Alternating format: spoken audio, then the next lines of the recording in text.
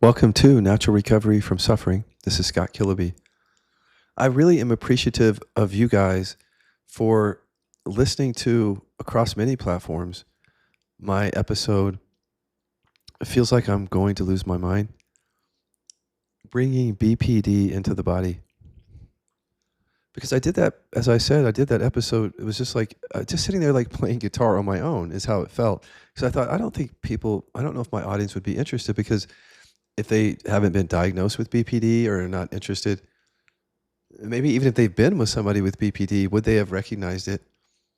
And so I just did that podcast episode to just enjoy putting out there my expression on it, because it's very close to me.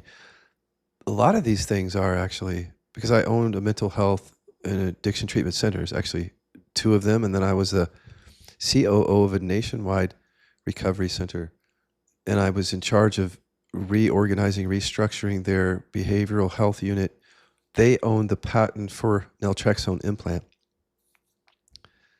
So these things, this is my world, in the sense that what we did at our centers, the Killaby Center, which is now closed, is that we had to live within the boundaries of the state and the DSM. But we understood that it was trauma and repression. So if somebody would come with BPD or some mental health issue, we were just taking them down into the body where it was being stored. And we knew that we were on the quote unquote, well, a right or a better path, because it was science-based. Buried emotions create suffering. But we didn't have a lot of support. And we kind of closed down the centers. Dan was there with me, my co-developer here. We closed those down, and it kind of like in a way became whistleblowers on ourselves first as codependents. That was the first whistleblowing. It was like, wow, we have these patterns of helping people that are coming from buried anger. And as codependents, we are obviously interested in helping people. And then here come these mental health issues. And then this is our life, because we either were addicted or in recovery or working on ourselves or working in mental health addiction treatment centers. I mean, that's my life. And a lot of it is Dan too. But when it comes out here to talk, when I come out here to talk about it, I don't know whether there's any interest. I mean, I don't do it for that reason. Let me talk about what I want to talk about today for the same reason. This is just me. I hope that you guys connect with this, because I do want to talk about this stuff. At the same time, I just want to talk about it. So attachment theory, I'm a fan of it. And you'll hear me that I won't critique things that I don't like at all, because it's just, that would be just nothing but critique. And it wouldn't go anywhere, because there's just not a resonance. But when I like something, like Eckhart Tolle, I'll critique it. It's like, so if I can't disagree with you, I can't love you, because I'm holding myself back. That is the trauma. And I didn't understand that real connection comes through authenticity, including as I critique these things, I have to be honest with myself around the fact that attachment theory has been super helpful to me and to KI. It's actually been integrated in fully. So yeah, there's a lot of things I like about the fact that that's in the world. However, my critique is this. I think that Bowlby and Ainsworth were the first ones to come out with attachment theory. I have not seen in the researchers or the theorists any connection to the buried emotions under the attachment styles. And they're right there. We found them. And so attachment theory becomes disconnected and has become from the repression that's so closely associated with these attachment styles. How does that happen? It's just like Freud. Freud discovered emotional repression as the root of suffering, and a bunch of therapists, theorists, and researchers did not connect with their own buried emotions, did not process that, obviously, because they came forth with theories that were disconnected from buried emotions and were positing something different. When they were positing something different, it's as if the buried emotions weren't driving that. And that's attachment theory. It's really detached from Freud's initial and from the root of suffering, as science has now confirmed. So I think we're going to have to go look back at attachment theory now. It needs to be more embodied, just like BPD and everything. But attachment theory is a little bit different. It's not like I went to the therapist because I have avoidant attachment. Some people do. But it's like a way of understanding how we survive. That's why it's so critical for KI, because KI gets to the conditioning that creates that survival of the false ego and how we suffer that false identity coming from repression.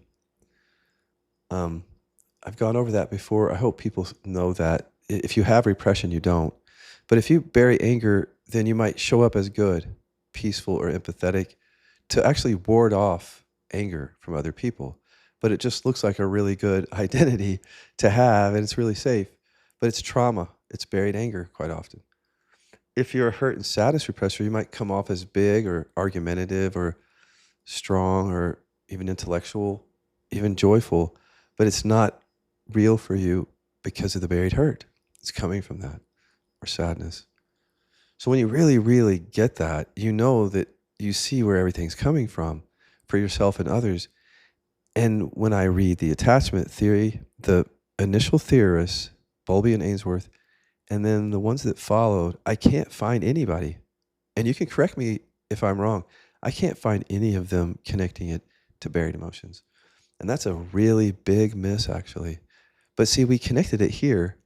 That's why I want to talk to people. I want to partner with people who are the movers and shakers of attachment theory so that we can make it more embodied. I'm doing this podcast episode for the same reason I did the BPD one, for partnership and collaboration, and to express myself around something that's frustrating, that it's important to express myself around, because it's time to heal and transform. If we have the way, let's do it.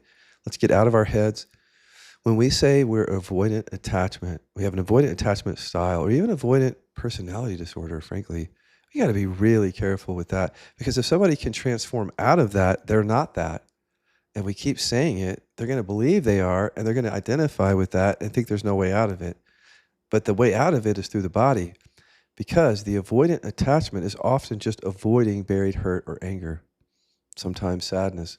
We see a lot of anger repressors who are avoidant attachment here, a lot. The vast majority of people who are avoidant that come here have buried anger.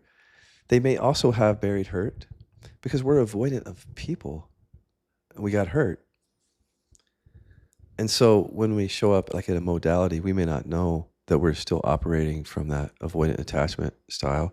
And if a teacher isn't really embodied or trauma informed or a helper, they might not realize that the way that we're doing the work with them or is avoidant, and they can't help us with that. If somebody goes to a therapist, they say, I've got an avoidant attachment style, but the therapist never knows to go to any of the buried hurt or anger, or even to include it, it's a big miss. Because that person cannot, that's a detachment, that's a disconnection. To say that we're getting away from people because of who they are, that's only one part of the equation. The bigger part of the equation is that we're getting away from people because of who we are or who we think we are. And that is because we bury emotions and then we identify with something false, even to be in relationship. And so how can we be connected when we're identifying with things that are false, to get love from each other and approval and stay safe from the buried emotions? So if we're going to have a serious conversation, me and you, I got to go. I can't stay around and enter into possible conflict with you. And we can't get too vulnerable because that could lead to conflict. So I have to go away from you. But that has nothing to do with you. That has to do with the unprocessed emotions and conditioning in my body that were imprinted through survival as a kid, or even before that. It could have been passed on to some degree, that this is how this family or people in it have to survive, is by disconnecting and avoiding and not knowing that it's coming because that kid can't feel and express hurt and anger, can't be themselves. If we can be our authentic self, we're securely attached, so to speak. It's just security. It's like, I don't have to get away from you. I have just things I want to say to you. That's all. And then we're connected. I have things I have to express, and you do too. And it might be scary, but we're going to keep avoiding each other. I'm going to until I have the capacity to feel and express that to you. That's just evolution. That's trauma. No way around that until we go through the body. So, how did the attachment theory folks get it right? They got it right because they were very intuitive about how humans survive. And they were good about naming the patterns so that we could see them. Where they were wrong or unconscious was they couldn't connect them to the buried emotions. So they sent an entire group of theorists and therapists in a particular direction, mainly not embodied, and not able to discover the connection to buried emotion because it wasn't mentioned. I researched it and it just wasn't mentioned, and hasn't been mentioned much in any of the line of attachment theory. So attachment theory ends up being then a diversion from Freud. And part of my criticism is that those who diverted from Freud were probably disconnected from their bodies. That's just so clear to me now because, clear to me in my perception, because none of the theories after Freud were even taking him really seriously. It's like they were agreeing with him, like people do with me, and then they'll say, well, what if it's this? And I'll say, but what if that's the buried emotions making you think that it's that? But if you don't have the skill to check the buried emotions, you'll think it's avoidant attachment style, when it's anger repression or hurt repression. If you could feel and express what was true for you, you wouldn't be avoidant of people or your emotions. You might have boundaries. You might have space. That's totally different when you've done your work. Completely different, because then when you're on your own, you don't suffer. Avoidance will get away and suffer because they have this condition that says they're afraid of love. When you do your work, you're not afraid of love. You are love. You know that about yourself, but you take space for yourself because you know that. You don't have to give it away to everybody or try to get it. And you can make different decisions. You're more secure. That's what we need to really talk about with attachment theory is what is transformation. Not just, hey, here's a secure attachment. Let's try to figure it out. Because how secure can you be in a relationship if you can't feel and express something? How secure in your own being or in the relationship could you possibly be if you don't feel safe, essentially just safe to be yourself? Or if the space doesn't feel like it's safe for that. But quite often we create these spaces in which it's not safe for us to be our authentic self. They're trauma bonds. And that's what attachment really is, are different forms of trauma bonds. Even avoidant attachment, I was that. And so I know that's a trauma bond because it wasn't like I totally avoided people. I needed their love and approval and I needed to stay safe. And so I was very much involved in relationship. We call it avoidant, but it's I need love, I'm afraid of it. That's the duality in our bodies. Just like with the BPD, this is why we have to simplify mental health. A lot of these mental health and addiction, they just come down to the same conditioning in the body. We are too much in our heads, way too much to ever really transform, I think, as a species, because we're not in the body. There's no reason to have created all this literature for attachment theory when it comes down to basically two programs, essentially. I need their love. That's evolution. That's Donald Hoffman.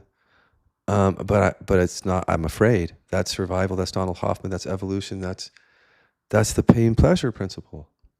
We have to get away from each other until we process our buried emotions. Or we have to be anxious towards each other. But that's the same repression or some repression, because secure people don't have to constantly be reassured that people aren't going to leave them. But because of what happened in early childhood and not being able to feel and express everything and find our power and our sense of who we are, some of us grow up, like I was in college, very anxiously attached to certain people before I became avoidant. And that's still suffering. It's not authenticity, it's fear. It's I need their love, but I'm afraid of losing them. It's the same conditioning. So even called different attachment styles, we're complicating it because it's just a different manifestation of the same repression. same trauma. And we just have to simplify it. People say that KI is complicated. They're just not in their bodies yet. Like most things come down to just a few programs. And those of us who've gotten, into the body and seen that, we know how simple it is. When we look out at the mental health field and all that, we think that's complicated. And just a few things you have to learn here to get in your body really aren't. But our system loves to avoid, is what it is. I have responsibility, and so does Dan, to make sure that the work doesn't tend towards avoidance. That's how I've seen it, is like, I already know we're going to. People come here and they're avoidant. It's like they need love, but they're afraid of it. They want mentorship. They want to open up to their own being, but they're afraid of it. So they sabotage themselves really either before they start out of avoidance or shortly thereafter their system goes no, and procrastination comes in. Or no, I don't want to do it. Or no, I want to go somewhere else. And that's the avoidant spiritual path. So KI is like a lot of things. It's like a door through which people come in and out. We're part of their ongoing avoidant path. But for us to have a relationship, we want to be authentic and we want to say, hey, I think you're avoidant and I'd like you to show up more here. That's how it is. It's like how I say to my mentees, hey, can you show up? Like, can you just connect with me twice a week? I know that it's hard, but if I could hear from you and if you could show me your process in this way, I'll make it safe for you. I'll be able to help you so much more. It's just like my relationships. It's no different. Teaching, that's such bullshit. It's just authenticity. It's like saying, hey, you came to learn these tools and I know you had that intention. We both had this intention to have this relationship together. It's not working out for me because I have to keep coming back to mentor you, but you're not showing up. There's the avoidant. But I'm not anxious. So I'm just like standing there in my security saying, hey, I'm ready when you are. That's why I wanted to teach that way, is still do as much one-on-one as I can, because that's the real thing there. And that's what breaks through all of that. Because you have to do it with somebody and it has to be a safe space. And a safe space means all the emotions, but it means tools to process and then to help with all relationship from there. Because if people can work through their avoidance with me, like I work through mine by getting to buried hurt and anger, then this work can help them in so many ways in so many different relationships. That's one of the brilliant things that I love about attachment theory, is because when you understand you have an attachment style, you know what your work is. You might be resistant to what that really is, but that's going to affect you in every relationship, in every spiritual path, everything you do. I don't say that to judge you. I say that to help you. Because you may not understand that your attachment style is connected to repression. You may not even know what your attachment style is.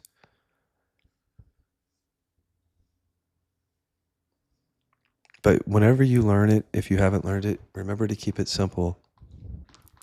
You have a few programs in your body that need love and are afraid of it. And then how they play themselves out is conditioning, or how you were conditioned. You might avoid, or you might cling, or both. The survival. It's not really survival. It feels like death if we're authentic with each other. See, that it's die now is what really scares us. To die into being our authentic self with each other, authenticity. That's what's scary. So when we avoid each other or we're clinging to each other, we're afraid of that, of either being left alone as this separate self who's afraid, but we'll talk about what that is, or who might be smothered, like an avoidant. Feel death is like not having my space. It can feel that way. That's how the avoidant survives, is getting away. So that's really scary. But what is it that's scary? It's not really the fear of death. We're not experiencing physical death when we are intimate with each other and connected. We're experiencing reality. We're experiencing intimacy. But that's scary So we put blocks in the way, or our imprinting an environment from childhood, intergenerational trauma, genes, imprint such that we have to do this constantly and not realize that we're doing it because of buried emotions. But that's how we survive. See that? By not even knowing that it's repression driving us, and then creating theories that say, well, it's not about buried emotions, it's about how we survive. It's a lot of evolutionary theorists are like that. They divorce it from the body and from trauma. This is why I'm calling for like interdisciplinary dialogue and partnership, because I can help them and they can help me. So I see it. It's a mutual thing. There's a lot of good stuff out there, and I think that KI can add to it, and I think that we need to learn more about what's out there to help us. And that's how I am with all these things, attachment style. If anybody's out there listening, if you feel any threat towards this, you got to look at it, because look, I'm just introducing something that you may not know. That's all, is that you might not have gone as deeply as you thought. And the way that you know that is if you're still suffering at all in relationship, or is it a struggle? Do you sit and think and ruminate about how you are with people? That's a sign of it. That we can say all day we understand attachment style, but it's a lived experience. To be free in that way is really lived. And that's where our wisdom in the future will come from. It will come from people who do their own work and who share that with people. Because you can't learn that in a university. You can only learn the theories. And when you learn the theories, you're almost always going to be disconnected from the buried emotions, because the theories are disconnected. So you're already off on the wrong path, in my view, when you go to college and you think that you know something about attachment style, but you're still suffering. But we can't expect all of our therapists and teachers, I guess, to do their own work. I don't know. That's why I do these podcasts. Because I was a teacher who didn't really do my deep somatic work. So I was codependent, and that plays into it too. Because if you have buried anger and you're disconnecting, that doesn't mean that you're not like really involved in that person's business. But it could be very buried, or just not that conscious. So I would get away from people, but then I want to fix them before I come back. I want them to change. There's the avoidant, codependent. And if I come back, there's some conditions on that, because I can't feel and express my emotions. So the conditions are to keep me safe, but I might not express them. I might just slide right back in quietly from anger repression and not resolve the issues. That's what I'm saying. But that still have a demand, a needs. Like, you need to be different to keep me safe. You need to give me love instead of talking about those things that make me scared.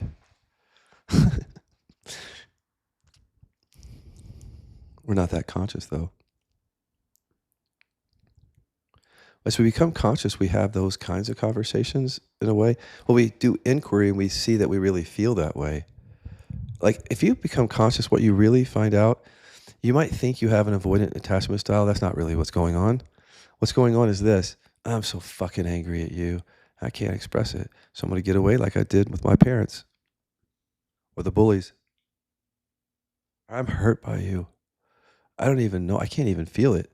So I'm just going to get away. Go work out or hang out with the boys or something. Do some drugs. Maybe find some sex or something. Like anything, because I can't connect with you. Because I can't connect with me. But then there's the anxious, and online, there are these like entire YouTube channels devoted to helping anxious attachment people with that get their avoidant partner back. And it's clever because it's true. It's like, just don't make contact with them, because they have to feel safe. They need love. They just got away from you because they didn't feel safe. And if you start going towards them, you're going to kick in that conditioning. It's not safe. They're clingy. But if you don't do anything, they're going to go, oh, wow, she's like, I didn't realize how hot she is. I mean, what did I do? Why did I leave her? I think she really loved me. And it's really what they're saying is it feels safe, because they need love. It's like when they leave you, an avoidant always needs love. When they leave you, they're just going to look for it. They don't even know it. that they need it like that. And if you're anxious and you just need their love, that's the same thing. It's a need from childhood. So it looks like anxious attachment, but it's a need. It's a need for love and safety. And we all do that differently. So yeah, make no contact. Get your avoidant back so you can have a disconnected relationship that's inauthentic and suffer more. But that's what we want. See, that's the thing. At the unconscious level, that's all we really want, is to suffer, because then we can continue to be false and get our needs met. You don't know this stuff until you make the unconscious conscious. And this is why people really have trouble ending suffering, because they don't do that, or they don't know how to do that. But it's more than that. It's that we have a vested interest in not doing this. The vested interest is survival, even though it's not really survival. We're not going to die if we're authentic, but it can feel that way if you don't process your emotions. No. You won't be able to be authentic. It'll be too scary. Survival will kick in, either through being clingy or avoidant or both. But that's all about the buried emotions, because you're afraid, but there's nobody there. It's just this conditioning that says these emotions are scary, and there's a falseness there. There's a false identity, but that's not you. It just keeps you safe and gets you love. When you're ready, you can be free and secure. But you're going to have to look at some enormous resistance that's built into us that wants us to suffer, because not for suffering's sake, because we can get our needs met, the conditioning says. And that's where the attachment styles come in. I need love and I'm afraid of it. So if you're at that place where you just want to, look, this is actually, I think, maybe helpful for people. I was kind of just going to do it to theorists and therapists, but when I was talking about it, I thought, but anybody could understand this. And this isn't just about collaboration. It never has been, actually. It's always been about helping people. So if you did hear something and you want to come talk to me about, look, I'll just be really frank with you. Go to the Jumpstart group if you're resistant to looking at your attachment style. But if you're not resistant, come and talk to me about my one-on-one program, because that's where we really hone in on that. And although you can work on that with a group, my Jumpstart program, it's certainly a good way to start if you don't do one-on-one. The issue is that avoidants like to hide there. And luckily, we do it such that it's hard to hide, because we'll talk about it from the beginning, and then avoidance will come out of the closet. It's really sweet, actually, because that's how I was. And they'll say, yeah, that's me. and I don't want to talk to the group, and I'm just over here doing the work on my own, thinking that I'm doing it the way you develop, but I'm not asking any questions. This is what I do in every relationship. I don't really engage. And you're calling it out, and it's uncomfortable. But then I'll say, well, that's why you came, though. I mean,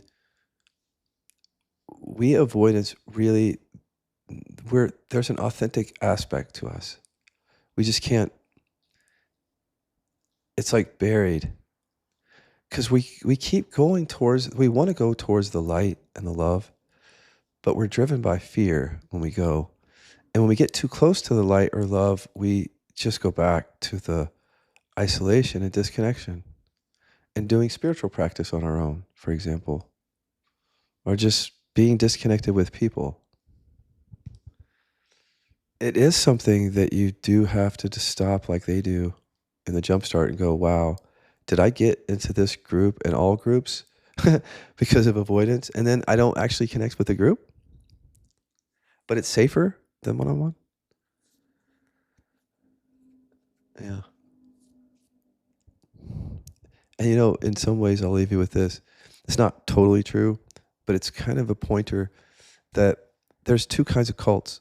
One is where people are anxiously attached to each other, even in a spiritual community, and it's a trauma bond, and they can't let go of each other. It could be 1 million people or 2. Or the cult of one, where people say, fuck cults, and then very self-righteously have it be like a cult of one, where you only trust your own belief system and your own path, and you avoid just like the people in the cults. But see, nobody wants to hear that, because I was one of the self-righteous non-cult people. which means I was an anger repressor who was avoidant and self-righteous about my own cult of one. So that's why this is about connection with me now, because I know where my sickness was. It was in being hurt and humiliated as a kid. And it just didn't feel safe to be in relationship, fully in relationship. That's why I came to spirituality. That's why I went to everybody and everything, because I was trying to avoid my buried anger. That's why I went to YouTube videos to learn about avoidant attachment style so I could avoid my buried anger. Because if you sit and listen to that too long, you'll actually think that it has nothing to do with buried emotions. You like just fall right asleep in all the concepts and not see that it's just the body.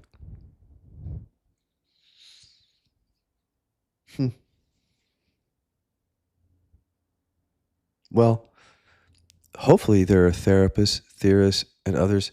It's not even about coming to train with us, although I highly recommend it, because then you can integrate this into your attachment theory and make it much more embodied. But it's mostly about, I'm not even trying to convince people to do the work. It's like, can we have a connection where you've seen things and we've seen things and we can share insights and help people? It's as clean as that. If you can put anyone in the comments or put me in connection with somebody who you think might be open to this, because maybe they kind of talk about the emotional system, but maybe there's a lack of methodology for it or something, then please introduce us. Thank you.